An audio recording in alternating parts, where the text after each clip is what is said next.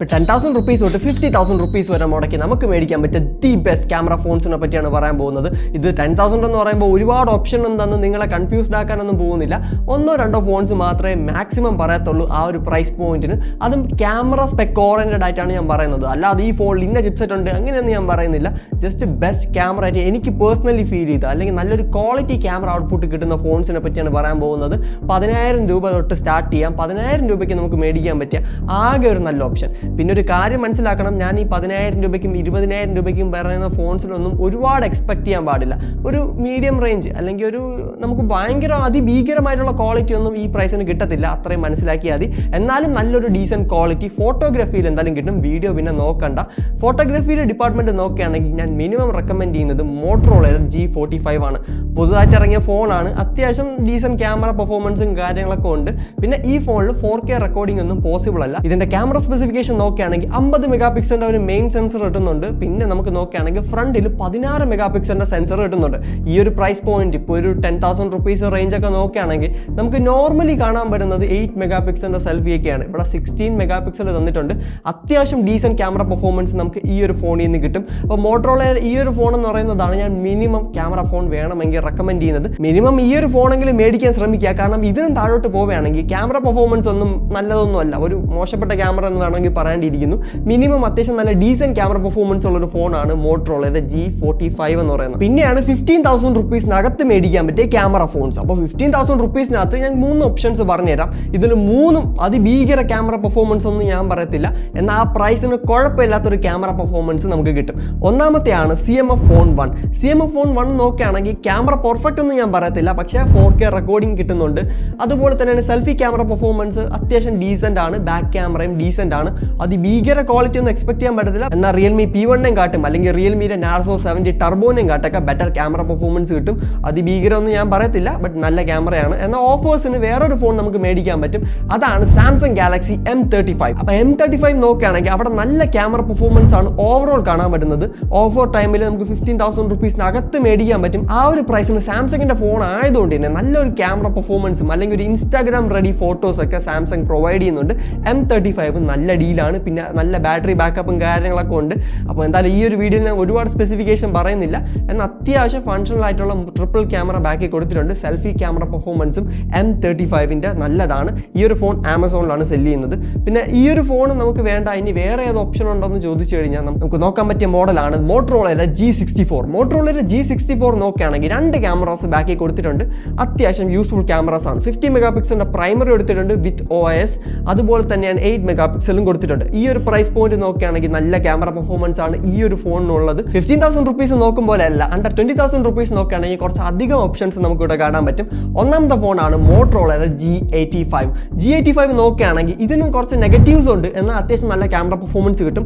ഒരു ഡീസൻ നല്ലൊരു ക്യാമറ ഫോട്ടോഗ്രാഫിക്ക് നല്ലൊരു ക്യാമറ പെർഫോമൻസ് കിട്ടും. അതുപോലെ തന്നെയാണ് സെൽഫി ക്യാമറയും അത്യാവശ്യം നല്ലതാണ്. ബാക്കിൽ ഡുവൽ ക്യാമറാസ് ആണ് കൊടുത്തിട്ടുള്ളത്. ഒരു പ്രൈമറിയും ഒരു അൾട്രാ വൈഡും കൊടുത്തിട്ടുണ്ട്. എന്നാൽ ഈ ഒരു ഫോണിൻ്റെ ഒരു നെഗറ്റീവായിട്ട് എനിക്ക് പറയാനുള്ളത് അണ്ടർ 20,000 rupeesനകത്ത് വരുന്ന ഒരു ഫോണാണ്. ഇതിൽ 4K റെക്കോർഡിംഗ് സപ്പോർട്ട് ചെയ്തില്ല. 4K വീഡിയോസ് പ്ലേ ബാക്കും സപ്പോർട്ട് ചെയ്തില്ല. അങ്ങനെ കുറച്ച് നെഗറ്റീവ്സ് ഉണ്ട്. നെഗറ്റീവ്സിനെ പറ്റി അറിയണമെങ്കിൽ ഈ ഒരു വീഡിയോ ചെക്കൗട്ട് ചെയ്ത് നോക്കാം. ഐ ബട്ടണിൽ ഒരു വീഡിയോ എടുത്തേക്കാം. അത് കണ്ടു നോക്കുകയാണെങ്കിൽ ഈ ഒരു ഫോണിനെ പറ്റി ഞാൻ പറഞ്ഞിട്ടുണ്ട്. അപ്പോൾ ആ ഒരു വീഡിയോ ഒന്ന് ചെക്കൗട്ട് ചെയ്ത് നോക്കാം. ഈ ഒരു ഫോൺ എന്ന് പറയുന്നത് 16,000 റേഞ്ചിലൊക്കെ നല്ലൊരു ഡീലാണ്. നല്ലൊരു ക്യാമറ പെർഫോമൻസ് വേണമെങ്കിൽ ചെക്കൗട്ട് ചെയ്ത് നോക്കാം. പിന്നെ 20,000 rupeesനകത്ത് നോക്കുന്നുണ്ട്. എനിക്ക് മോട്ടറോളയുടെ ഫോൺ വേണ്ടാന്നുണ്ടെങ്കിൽ നമുക്ക് iQന്റെ Z9S നോക്കാൻ പറ്റിയ ഡിവൈസ് ആണ്. അതിലും നല്ലൊരു ക്യാമറ പെർഫോമൻസ് കാഴ്ചവെക്കുന്നുണ്ട്.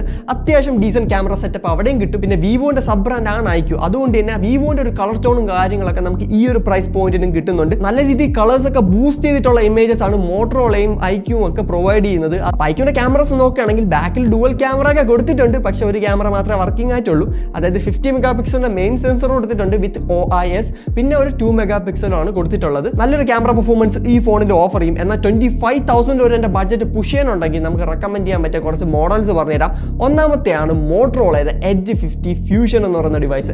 ഈ ഒരു ഫോൺ എന്ന് പറയുന്നത് അറൗണ്ട് ഒരു 21,000 rupeesനൊക്കെ നമുക്ക് മേടിക്കാൻ പറ്റും. ചില സമയത്ത് ഓഫേഴ്സും അല്ലെങ്കിൽ കാർഡ് ഡിസ്കൗണ്ട് ഒക്കെ വെച്ച് അണ്ടർ 20,000 rupeesന് മേടിക്കാൻ പറ്റും. ആ ഒരു പ്രൈസിന് നോക്കുകയാണെങ്കിൽ നല്ല ക്യാമറ പെർഫോമൻസ് ആണ്. മോട്ടറോളയുടെ ഡിവൈസിൻ്റെ ഒരു പ്രശ്നം എന്ന് പറയുന്നത് അപ്ഡേറ്റ്സ് പ്രോപ്പർലി കിട്ടത്തില്ല. ക്യാമറ ആപ്ലിക്കേഷൻ അത്യാവശ്യം ഒരു ലാഗി ഫീലാണ്. ബട്ട് അതിൽ നിന്ന് കിട്ടുന്ന ഇമേജസ് അത്യാവശ്യം നല്ലതാണ്. നല്ല കളേഴ്സൊക്കെ ബൂസ്റ്റ് ചെയ്തിട്ടുള്ള ഇമേജസ് ആണ് മോട്ടറോളയുടെ Edge 50 Fusionലും കിട്ടുന്നത്. അപ്പോൾ 21,000 അല്ലെങ്കിൽ ഒരു 19,000 to 22,000 റുപ്പീസിന്റെ ബഡ്ജറ്റിലാണ് നോക്കുന്നതെങ്കിൽ ഈ ഒരു ഫോൺ തീർച്ചയായും ചെക്ക് ചെയ്ത് നോക്കാം. നല്ല ഫോണാണ്. അപ്പോൾ ക്യാമറാസ് ഒക്കെ നോക്കുന്നവർക്ക് നല്ലൊരു ഓപ്ഷൻ തന്നെയാണ് മോട്ടറോളയുടെ എഡ്ജ് 50 ഫ്യൂഷൻ എന്ന് പറയുന്നത്. എന്നാൽ ഇനി കുറച്ചുകൂടെ ബഡ്ജറ്റ് പുഷ് ചെയ്യാൻ പറ്റും, 25,000 റുപ്പീസ് അടുപ്പിച്ച് പുഷ് ചെയ്യാൻ പറ്റുമെങ്കിൽ ഞാൻ റെക്കമെൻഡ് ചെയ്യുന്ന 3-4 മോഡൽസ് ഉണ്ട്.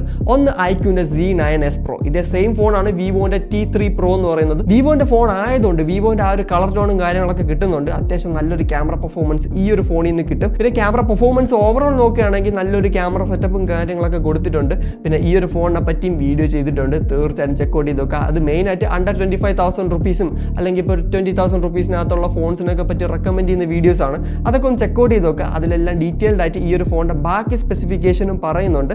ഈ ഒരു വീഡിയോയിൽ ഏതൊക്കെ കൊള്ളാമെന്ന് മാത്രമേ പറയുന്നുള്ളൂ. പിന്നെയുള്ള ഫോൺ എന്ന് പറയുന്നത് നമുക്ക് വേറൊരു ഓഫറിൽ വന്നിട്ടുള്ള ഒരു ഫോണാണ്. അപ്പോൾ ഈ ഒരു ഓഫർ കിട്ടിയില്ലെന്നും വിചാരിച്ച് വിഷമിക്കേണ്ട. പിന്നെയും സെയിൽ ടൈമിലൊക്കെ നമുക്ക് ഈസി ആയിട്ട് ഈ ഒരു ഫോൺ ഓഫേഴ്സിൽ വരും എന്നാണ് ഞാൻ വിശ്വസിക്കുന്നത്. അതാണ് ഹോണറിന്റെ 200 എന്ന് പറയുന്നത്. ഈ ഹോണർ 200 ക്യാമറ സെറ്റപ്പ് കിടിലാണ്. 25,000 റുപ്പീസിനകത്ത് നിങ്ങൾക്ക് ഈ ഒരു ഫോൺ മേടിക്കാൻ പറ്റുകയാണെങ്കിൽ ദി ബെസ്റ്റ് ഓപ്ഷൻ ആണ്. എന്നാൽ ഈ ഒരു ഫോണിന്റെ മേജർ പ്രോബ്ലം എന്ന് പറയുന്നത് ചാർജർ ബോക്സിനകത്ത് കിട്ടത്തില്ല. 100 വാട്ട്സിന്റെ ചാർജർ നമ്മൾ 2,000 റുപ്പീസ് കൊടുത്ത് എക്സ്ട്രാ ഹോണറിന്റെ കയ്യിൽ നിന്ന് മേടിക്കേണ്ടി വരും. അതൊഴിച്ച് നിർത്തുകയാണെങ്കിൽ 25,000 റുപ്പീസിനകത്ത് ഈ ഒരു ഫോൺ മേടിക്കാൻ പറ്റുകയാണെങ്കിൽ കിടിലൻ ഡീലാണ്. നല്ല പെർഫോമൻസ് ആണ് ക്യാമറ വൈസ് നോക്കുകയാണെങ്കിൽ. പിന്നെ മോട്ടറോളയുടെ എഡ്ജ് 50 നിയോ എന്ന് പറയുന്ന ഡിവൈസ്. അപ്പോൾ ഈ നിയോ എന്ന് പറയുന്ന ഡിവൈസ് പുതുതായിട്ട് ലോഞ്ച് ചെയ്ത ഡിവൈസ് ആണ്. ഇത് പെർഫോമൻസ് ഓറിയന്റഡ് ആയിട്ട് ഫോൺ നോക്കുന്നവർ തീർച്ചയായിട്ടും ഈ ഒരു ഫോൺ ഇഗ്നോർ ചെയ്യുക. എന്നാൽ ക്യാമറ അത്യാവശ്യം നല്ലതാണ്. നല്ല ക്യാമറാസ് കൊടുത്തിട്ടുണ്ട്, ടെലിഫോട്ടോയും ബാക്കിയുള്ള എല്ലാം കൊടുത്തിട്ടുണ്ട്. പിന്നെ കർവ്ഡ് ഡിസ്പ്ലേ വേണ്ട എന്നുള്ളവർക്കും ഈ ഫോൺ നോക്കാൻ പറ്റിയതാണ്. അത്യാവശ്യം ഫ്ലാഗ്ഷിപ്പ് രീതിയിലുള്ള ഫീച്ചേഴ്സ് കൊടുത്തിട്ടുണ്ട്, പെർഫോമൻസ് ഒഴിച്ച്. പിന്നെ സോഫ്റ്റ്വെയർ അപ്ഡേറ്റും മോട്ടറോളയുടെ ഒരു ഫോണിലും എക്സ്പെക്ട് ചെയ്യേണ്ട.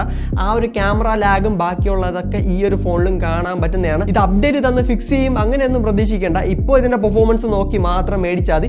ഇതും അത്യാവശ്യം നല്ലൊരു ക്യാമറ ഡിവൈസ് ആണ്. 25,000 റുപ്പീസിനകത്ത് നോക്കുകയാണെങ്കിൽ. പിന്നെ മോട്ടറോളയുടെ ഫോൺസിലൊക്കെ ചാർജർ ബോക്സിനകത്ത് കിട്ടും.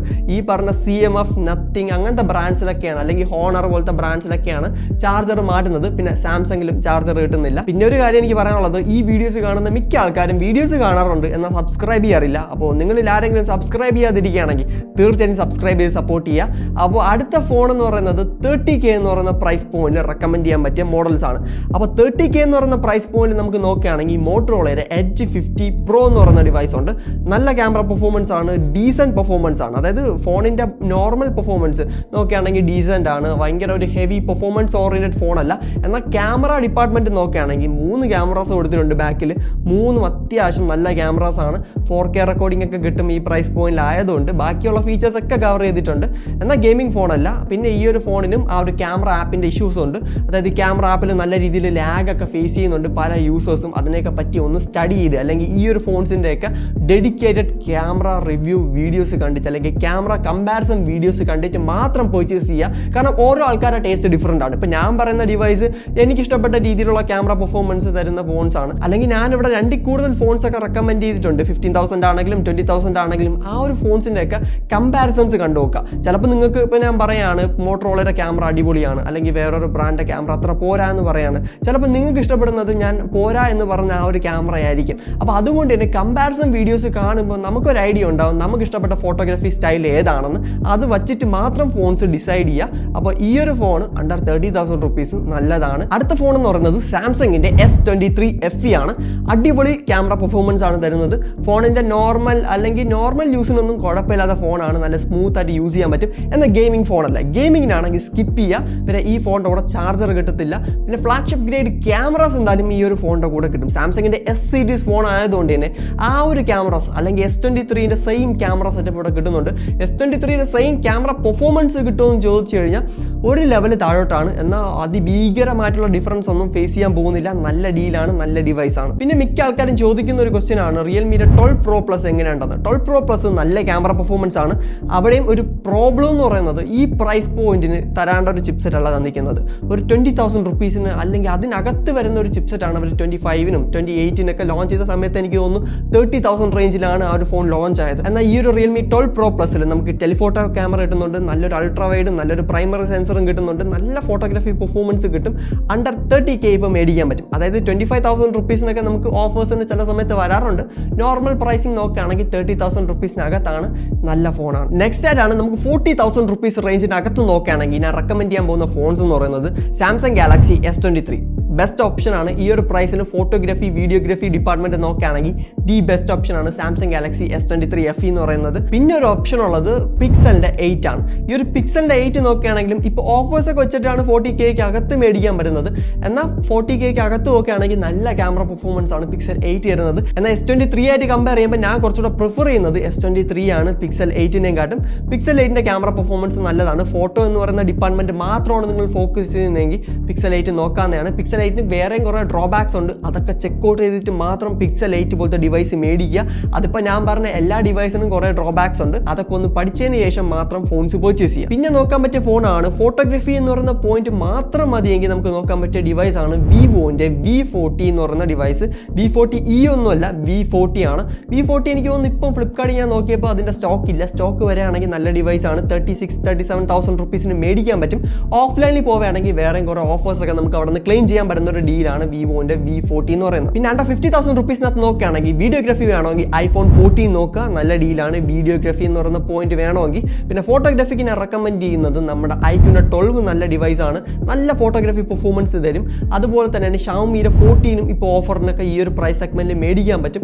അതും നല്ല ഫോട്ടോഗ്രാഫി ഡിവൈസ് ആണ്. എന്നാൽ വീഡിയോ വേണമെങ്കിൽ iPhone ആയിരിക്കണം നിങ്ങൾ നോക്കേണ്ടത്. ബാക്കിയുള്ള ഡിവൈസിനെക്കാട്ടും ബെറ്റർ വീഡിയോസ് കിട്ടും. പക്ഷേ ഫോട്ടോഗ്രാഫി വരുമ്പോൾ തിരിച്ച് ഓപ്പോസിറ്റ് ആണ്. iQOO 12 അല്ലെങ്കിൽ ഷവോമിയുടെ 14 മേടിക്കുന്നതായിരിക്കും ബെറ്റർ. പിന്നെ ഷവോമി 14ന്റെ ഒരു മെയിൻ ബെനിഫിറ്റ് സെൻസർ അത്യാവശ്യം വലിയ സെൻസറാണ്. അതുകൊണ്ട് തന്നെ പിക്ചർ ക്വാളിറ്റി കൂടുതലാണ് ഷവോമി 14ൽ.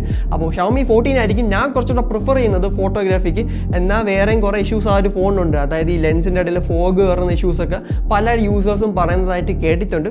അതിനെപ്പറ്റിയും റിസർച്ച് ചെയ്തതിന് ശേഷം മാത്രം ഈ ഫോൺസ് ഒക്കെ പർച്ചേസ് ചെയ്യുക. ഡെഡിക്കേറ്റഡ് റിവ്യൂസ് കാണുക ഈ ഒരു ഫോണിനെ പറ്റി. ഞാൻ ജസ്റ്റ് ഈ ഒരു ഫോൺസ് ഒക്കെ മേടിച്ചാൽ കൊള്ളാം അല്ലെങ്കിൽ ഫോട്ടോഗ്രാഫിക്ക് നല്ലതാണെന്ന് മാത്രമേ റെക്കമെൻഡ് ചെയ്യുന്നുള്ളൂ. ഇതിൻ്റെ ബാക്കി സ്പെസിഫിക്കേഷനും കൂടെ അറിഞ്ഞിട്ട് അല്ലെങ്കിൽ ഇതിൻ്റെ യൂസ് കേസും കൂടെ മനസ്സിലാക്കിയിട്ട് മാത്രം ഫോൺസ് പർച്ചേസ് ചെയ്യുക. അപ്പോൾ ഈ ഒരു വീഡിയോ ഇഷ്ടമായ തീർച്ചയായിട്ടും നമ്മുടെ ബാക്കിയുള്ള വീഡിയോസ് ചെക്കൗട്ട് ചെയ്ത് നോക്കുക.